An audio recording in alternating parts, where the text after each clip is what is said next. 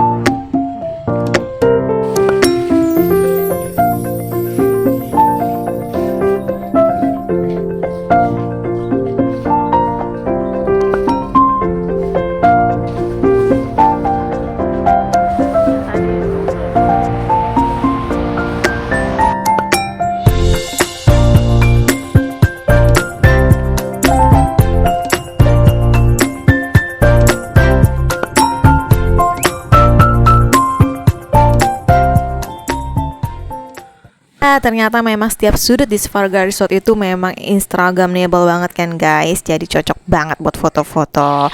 Dan sampai di kamar hotel langsung dong guys, mau berendam di bathtub nih guys. Mau bersih-bersih setelah tadi berenang nih guys. Dengan suasana dalam kamar mandi itu setengah outdoor ya guys.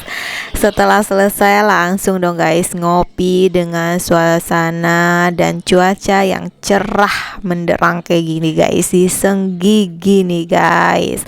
Masya Allah enak banget nih guys, ngopi-ngopi kayak gini nih guys. Terus itu kita leha-leha aja nih guys di kasur sambil nungguin Omen yang katanya sebentar lagi selesai kerja nih guys. Mau kita ajak jalan-jalan di Lombok nih guys. Kita mau menikmati malam Sabtuan di Lombok nih guys. Mau mencari sunsetnya Lombok karena di Senggigi itu point of view-nya yaitu sunset guys. See you next video. Thanks for watching. Bye bye.